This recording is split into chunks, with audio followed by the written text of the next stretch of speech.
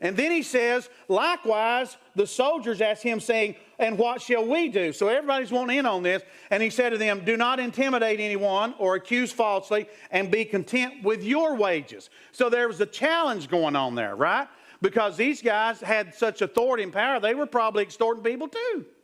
And the priests were doing it. That's why Jesus cleaned the temple up.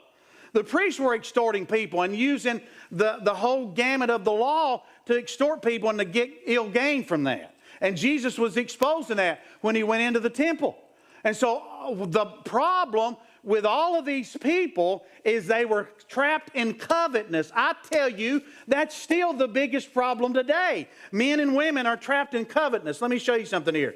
In this circle here, God puts you and I, stick man, I'm going to make it stick woman since I already used stick man. She got an 80s hairdo. That's when I got married to my wife, when she had an 80s hairdo. And so we're in here. And so God does set up boundaries for us. That's what we call commands, right? Doing right and doing wrong.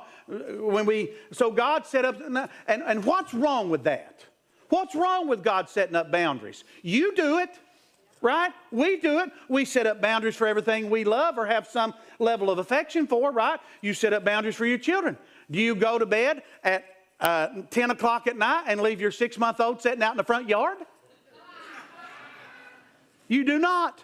You have boundaries set up for. And people have boundaries set up even for their pets, right? Because there's some level of affection there. So what's wrong with God if He loves us more than we have the capacity to love? What's wrong with Him setting up boundaries? Here's the problem, though. Covetousness, and this is where it all starts, covetousness causes us to go outside those boundaries. And once we get outside those boundaries, we put ourselves at risk. And that's where the problem comes in. Guess who coveted out there first? Satan. He coveted God's position. He coveted His authority. And that's what moved him. So what the Bible says is keep your focus on Jesus and be content with everything He's given you and is offering you, so that you don't get your eyes out here and leave the boundaries God set up, become at risk, right? Because covetousness led you out here to get involved in whatever. And so the guard against covetousness is contentment.